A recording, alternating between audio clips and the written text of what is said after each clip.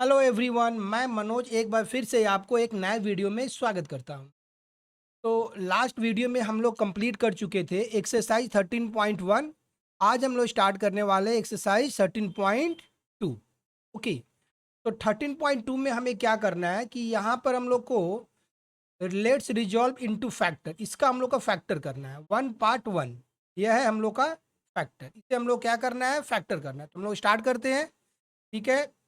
अब देखो, हम लोग ये है मिडिल टर्म फैक्टर, इसे क्या बोलते हैं, मिडिल टर्म फैक्टर। इसको समझेंगे कैसे कि ये मिडिल टर्म फैक्टर है। तो मिडिल टर्म फैक्टर के लिए कुछ इस तरह से इक्वेशन होता है, जैसे A X square plus B X plus C, इस तरह से कुछ रहता है। मतलब फर्स्ट में एक्स का पावर हाईएस्ट पावर 2 होता है, उसके बाद में डिक्रीजिंग ऑर्डर में रहता है। यहाँ पे देखो, एक्स का पावर 1 है और यहाँ पर एक्स का पावर 0 है। एक्स का पावर नहीं है, एक्स है ही नहीं, इसका मतलब एक्स का पावर में 0 है। तो इस फॉर्म में अगर कुछ मिलता है इक्वेशन, तो उसे हम लोग मिडिल टर्म फैक्टर से रिजॉल्व करेंगे, उसको हम लोग फैक्टराइज करेंगे। ठीक है।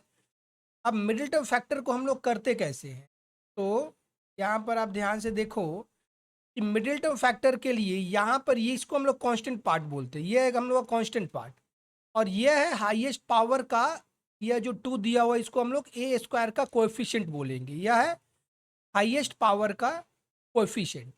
तो हाईएस्ट पावर का कोएफिशिएंट 2 है और यहाँ पर भी 2 दिया हुआ है। ठीक है।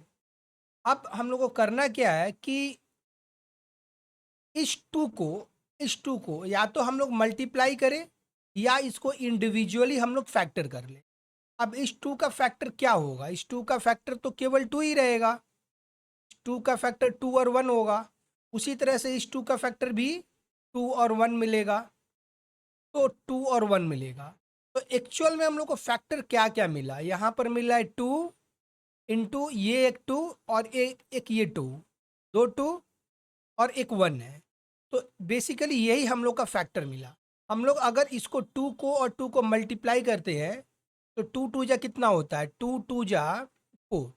4 का भी अगर हम लोग फैक्टर करेंगे तो हम लोग को यही मिलेगा। जैसे ये 2 से गया 2 और ये फिर 2 से गया 1, तो इसका भी फैक्टर 2 इंटू 1 मिला। तो या तो आप इसको कांस्टेंट टर्म को और ए स्क्वायर के जो कोएफिशिएंट है उसको मल्टीप्लाई करके आप फैक्टर कर लो, या इसको इंडिविजुअली कांस्टेंट टर्म को और हाईएस्ट हाईएस्ट टर्म जो है ए स्क्वायर का, उसके कोएफिशिएंट को फैक्टर कर लो। आपका बात एक ही हो जाता है। ठीक है। इनफैक्ट जब हम लोग अलग अलग अगर फैक्टर करेंगे तो वह ज़्यादा इजी होता है, क्योंकि मल्टीप्लाई करके फैक्टर करना और इंडिविजुअली ऑलरेडी फैक्टर किया हुआ है उसको फैक्टर करना तो ज़्यादा इजी हो जाता है। ठीक है। अब देखो ध्यान से कि हम लोग को फैक्टर क्या क्या मिला, 2 इंटू 1। अब इसको कुछ इस तरह से प्लस माइनस करना है, कुछ इस तरह से प्लस माइनस करना है कि हमें 5 आ जाए। तो अगर मैं इस 2 को और इस 2 को मल्टीप्लाई करता हूँ तो हमें 4 मिलेगा, और उसके साथ में अगर इस 1 को मैं ऐड कर देता हूँ तो हमें क्या मिलेगा, 5 मिलेगा। मीन्स 4 प्लस 1 करने से हमें 5 मिला। ओके। अब ये जो 5 है, यहाँ पर जो 5 है, इसको हम लोग रिप्लेस करेंगे 4 प्लस 1 से जो फैक्टर मिला है। ठीक है। और बाकी बाकी टर्म जो है उसको जैसा वैसा हम लोग लिखेंगे। ओके। तो ये 2 a स्क्वायर प्लस 4 प्लस 1 ए। मैं इस 5 को रिप्लेस कर दिया 4 प्लस 1 से, क्योंकि यहाँ पर वही हम लोग को मिला था, +2। अब ब्रैकेट को ओपन करते हैं। ये है 2a स्क्वायर, इसको कुछ भी टच नहीं करेंगे, लेकिन इसको अगर मल्टीप्लाई करेंगे ए से तो यह हो जाएगा 4a प्लस, इसको ए से 1 को ए से मल्टीप्लाई करेंगे तो ए मिलेगा +2 मिलेगा। ठीक है। तो इस तरह से ब्रैकेट को ओपन करेंगे। अब ये जो फर्स्ट 2 टर्म है, यहाँ से हम लोग को यह देखना कि हमारा कॉमन क्या है। फर्स्ट 2 टर्म में जो कॉमन है उसको हम लोग कॉमन ले लेंगे। तो देखो ध्यान से, यहाँ पर हमें 2 कॉमन मिल रहा है और ए कॉमन मिल रहा है। देखो ध्यान से, 2a स्क्वायर में 2a स्क्वायर प्लस 4a, यहाँ पर 2 है और इसमें भी 2 है। यहाँ पर ए स्क्वायर और यहाँ पर ए है, तो क्या कॉमन हुआ, 2a कॉमन हो गया, a प्लस 2। तो यहाँ से हमें मिला a प्लस 2। उसी तरह से लास्ट टू में क्या कॉमन है, देखो लास्ट टू में कुछ कॉमन दिख नहीं रहा है, लेकिन अगर कुछ कॉमन दिखता नहीं है इसका मतलब वन कॉमन है। ठीक है, तो अगर हम लोग यहाँ से वन कॉमन ले लेते हैं तो यह हमें मिलेगा a प्लस 2। ठीक है, अब उसी तरह से अब हम लोग को देखना है कि नेक्स्ट टू टर्म जो है ये वाला और ये वाला, इसमें क्या कॉमन है। देखो ध्यान से, इसमें a प्लस 2 और इसमें भी a प्लस 2 कॉमन है, तो इसको हम लोग कॉमन ले लेंगे। शुरू शुरू में आप लोग को समझने में दिक्कत होगा, लेकिन 2 4 5 10 सम्स को अगर मेरे वीडियो को देख देख करके ही करो तो आपका ये फैक्टराइजेशन बिल्कुल क्लियर हो जाए, क्योंकि ये नया चीज़ है तो थोड़ा सा दिक्कत होता है। अब अगर मैं यहाँ से a प्लस 2 कॉमन ले लिया तो क्या रह जाएगा, 2a प्लस ये वाला प्लस है। अब यहाँ से मैं a प्लस 2 को अगर कॉमन ले लिया तो रह गया 1, और यह हो गया हम लोग का फैक्टर। तो इस तरह से इस तरह से हम लोग मिडिल टर्म फैक्टर करते हैं। उसके बाद में कुछ क्वेश्चन हम लोग और करेंगे तो और धीरे धीरे क्लियर होगा। लेकिन अगर दिक्कत हो रहा है, अगर नहीं समझ में आता, कोई बात नहीं है, मेरे स्टेप को देख देख करके आप 2 बार 4 बार 5 बार प्रैक्टिस करो। बस बस मेरे स्टेप को देख देख कर प्रैक्टिस करो, कुछ नहीं करना है। 2 4 बार प्रैक्टिस करो, उसके बाद का दूसरा तीसरा चौथा ऐसा सम्स करो, धीरे धीरे मेरे मिडिल टर्म फैक्टर बहुत ईजी आपको फील होगा। ओके, तो हम लोग का नेक्स्ट क्वेश्चन है क्वेश्चन नंबर 1 पार्ट 2। ये है हम लोग का क्वेश्चन नंबर 1 पार्ट 2। ओके, अब इसको भी हम लोग ध्यान से अगर देखें तो एक्स स्क्वायर का कोएफिशिएंट कितना है, 3 है। इसको हम लोग 3 का पहले फैक्टर कर लेते हैं। तो 3 का फैक्टर हमें मिला 3 × 1। उसी तरह से ये कांस्टेंट टर्म है, कांस्टेंट टर्म का फैक्टर कितना मिल रहा है, 8। ये कांस्टेंट टर्म है, 2 से जाएगा 4 और ये 2 से जाएगा 2। तो इसका फैक्टर हमें क्या क्या मिला, इसका फैक्टर मिला 2 इंटू 2 इंटू 2 इंटू 1। 1 तो हर जगह ही फैक्टर रहता है। तो हमारा टोटल फैक्टर कितना मिला, ये 3 2 2 2 और 1। अब इसको प्लस माइनस करके हमें कितना चाहिए, 14 चाहिए। कितना चाहिए, 14 चाहिए। ओके, तो इसको हम लोग प्लस माइनस करते हैं। देखो 14 लाने के लिए हम लोग क्या करना होगा कि 3 2 जा, देखो ये 3 है, 3 2 जा 6, 6 2 जा 12, मतलब इस 2 को मैं यूज़ किया, ये टोटल हो गया 12 और एक रह गया। तो 12 में अगर मैं 2 को ऐड कर दूं तो यह हमें मिलेगा कितना, 14। तो इस तरह करके इसको हम लोग फाइंड आउट करेंगे। ठीक है, मतलब कि अगर ये 14 है यहाँ पर तो 14 को हम लोग को रिप्लेस करना है 12 प्लस 2 से। ठीक है, तो हम लोग स्टार्ट करते हैं यहाँ पर। यह हो गया 3x² plus 12 plus 2 x plus 8। देखो हर बार हम लोग ऐसा ब्रैकेट में नहीं देखेंगे, करेंगे। कभी कभी 2 4 5 सम्स प्रैक्टिस करने के बाद में हम लोग डायरेक्ट करेंगे। हर बार ब्रैकेट में देकर करने से ज़्यादा टाइम किल होता है। अभी हम नया नया सीखेंगे, इसलिए हम लोग ब्रैकेट में देख देकर करेंगे, क्योंकि हम लोग सीख रहे हैं। ठीक है, तो अब हम लोग ब्रैकेट को ओपन करते हैं, 3x² प्लस 12 को अगर हम लोग x से मल्टीप्लाई करते हैं तो हमें मिलेगा 12x प्लस अगर हम लोग 2 को x से मल्टीप्लाई करते हैं तो मिलेगा 2x प्लस ये हम लोग का 8। अब फर्स्ट टू में देखो, फर्स्ट टू कौन सा, ये फर्स्ट टू में क्या कॉमन है।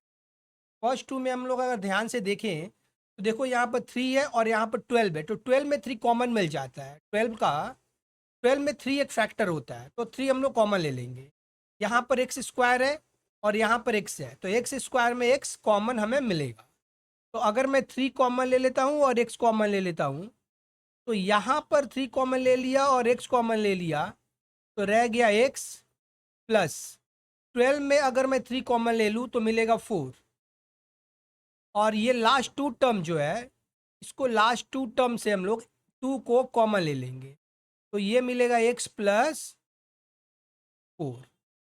अब इसमें और इसमें क्या कॉमन है, x प्लस 4। क्या कॉमन है, x प्लस 4, ये कॉमन ले लिया। तो अब रह गया 3x प्लस 2। तो यह जो है वह हम लोग का इसका फैक्टर हो जाएगा। तो इस तरह से इसको हम लोग फैक्टर करेंगे। तो हम लोग का नेक्स्ट क्वेश्चन है क्वेश्चन नंबर 1 पार्ट 3। यह है हम लोग का 1 पार्ट 3। 1 पार्ट 3 में दिया हुआ 2m² प्लस 7m प्लस 6। तो इसे हम लोग को इसे भी हम लोग को मिडिल टर्म फैक्टर करना है, ठीक है।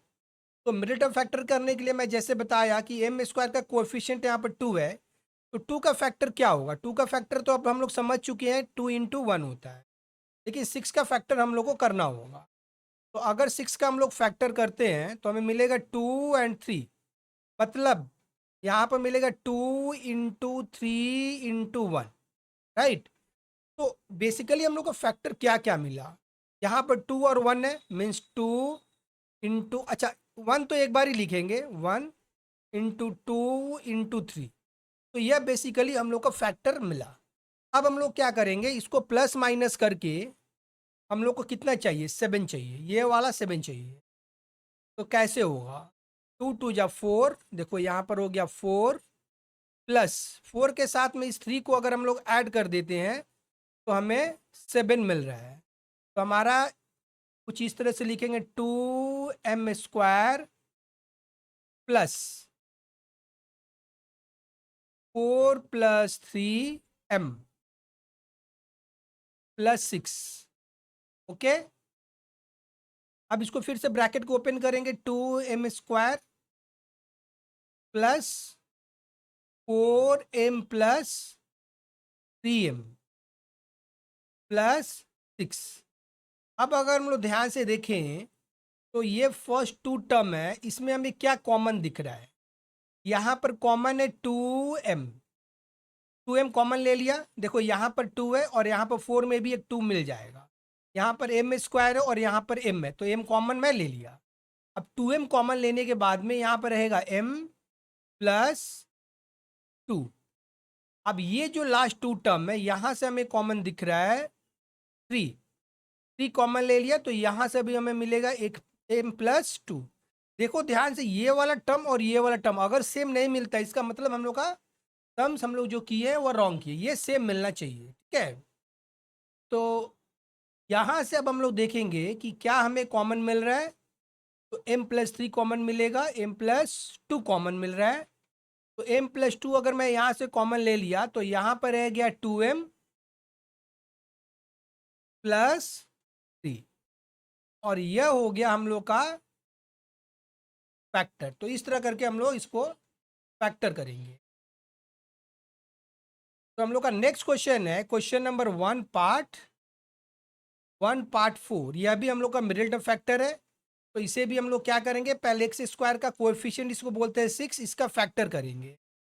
तो 6 का अगर हम लोग फैक्टर करते हैं तो हमें 2 से और 6 जाएगा। इसे हम लोग लिख सकते हैं 2 इंटू 3 इंटू 1। ओके, अब उसी तरह से अगर हम लोग 15 का फैक्टर करेंगे, तो 15 का फैक्टर करते हैं अगर, तो ये हो गया 3 एंड 5। तो इसे हम लोग लिख सकते हैं 3 इंटू 5 इंटू 1।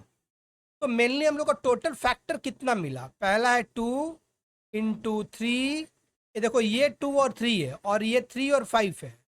तो 3 इंटू 5 इंटू 1।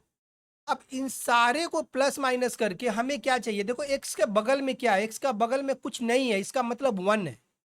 तो इसको प्लस माइनस करके हमें क्या चाहिए? 1 चाहिए। 1 कैसे आएगा? 5 2 जा 10, 10 माइनस 3 3 जा 9। तो 10 माइनस 9 करने से हमें 1 मिलता है। तो अब हम लोग इसको रिप्लेस कैसे करेंगे? 6x² माइनस, ब्रैकेट में लिखेंगे 10 माइनस 9 x माइनस 15। अब ब्रैकेट को ओपन करेंगे, ये तो जैसा वैसा रखेंगे लेकिन ब्रैकेट के पहले माइनस है, ध्यान रहे। तो ब्रैकेट का अंदर का साइन सारा चेंज हो जाएगा। तो अब हो जाएगा -10x, और माइनस है, ये देखो यहाँ पर माइनस है, तो माइनस है तो ये प्लस हो जाएगा 9x माइनस 15। अब देखते हैं कि लास्ट 2 में हम लोग को क्या कॉमन मिल रहा है। देखो ये लास्ट 2, लास्ट टू में हमें कॉमन मिलेगा, टू तो मिलेगा ही और एक्स कॉमन मिल रहा है, तो रह जाएगा 3x माइनस 5। और ये लास्ट टू में ये फर्स्ट टू था और ये लास्ट टू है। अब इसमें क्या मिलेगा, 3 कॉमन है, तो हम लोग ले लेंगे 3x माइनस 5। देखो ध्यान से, ये और ये सेम मिल गया। अगर ये सेम नहीं मिला होता तो इसका मतलब हम लोग का सम्स रॉन्ग है। तो अब हम लोग कॉमन ले लेंगे 3x minus 5। 3x minus 5 common ले लेते हैं तो हमें मिलेगा 2x प्लस 3। और इस तरह से ये हम लोग का आंसर हो जाएगा। तो ये हो गया हम लोग का 1 पार्ट 4। तो हम लोग का नेक्स्ट क्वेश्चन है 1 पार्ट 5। देखो ये है 1 पार्ट 5, इसमें 9r² प्लस r माइनस 8 दिया हुआ है। तो आर स्क्वायर का कोएफिशिएंट है 9, 9 का हम लोग फैक्टर करेंगे। 9 का फैक्टर हो गया 3 और 3। तो 9 का फैक्टर क्या मिला, 3 × 3 × 1। 1 हर समय फैक्टर में रहता है हर चीज़ के साथ। 8 का फैक्टर करेंगे तो ये हो गया 2 से जाएगा 4, 2 से जाएगा 2, तो यह मिला 2 × 2 × 2 × 1। तो मीन्स टोटल फैक्टर क्या क्या मिला, 3 × 3 × 2 × 2 × 2 × 1, राइट। अब ये इसको प्लस माइनस करके हमें क्या चाहिए, देखो आर के, ये आर जो है ना, इस आर के बगल में यहाँ पर क्या है, यहाँ पर 1 है। अगर कुछ नहीं है तो इसका मतलब क्या है, यहाँ पर 1 है। तो हम लोग को प्लस माइनस करके क्या लाने का है, 1 लाने का है। वो कैसे आएगा, देखो 3 3 या 9, या प्रैक्टिस करने से समझ में आ जाएगा। 9, 2 2 या 4, 4 2 या 8। तो 9 माइनस 8 कितना होता है, 1। ओके, अब देखो इसे हम लोग लिखेंगे कैसे, 9r²। अब थोड़ा सा डायरेक्ट लिख देता हूँ, अब बार बार ब्रैकेट नहीं लिखेंगे। यहाँ पर हम लोग लिखेंगे 9r माइनस 8r माइनस 8। अब इसमें और इसमें क्या कॉमन है, 9 तो कॉमन साफ साफ दिख रहा है, 9 कॉमन ले लिया। r कॉमन है तो r कॉमन ले लिया। अब देखो यहाँ से 9r कॉमन ले लूँ तो क्या रह जाएगा, r, क्योंकि यहाँ पर 2r है। और यहाँ पर 9r कॉमन ले लूँ तो कुछ रहेगा नहीं, लेकिन 1 रहता है। इन लास्ट टू टर्म से क्या कॉमन है, -8 कॉमन है, -8 कॉमन ले लिया तो मिलेगा r प्लस 1। अब हमें क्या मिला, r प्लस 1 को भी मैं कॉमन ले लूँ तो यह मिला 9r माइनस 8। और यह हो जाएगा हम लोग का इसका फैक्टर। तो हम लोग का नेक्स्ट क्वेश्चन है क्वेश्चन नंबर 1 पार्ट 6।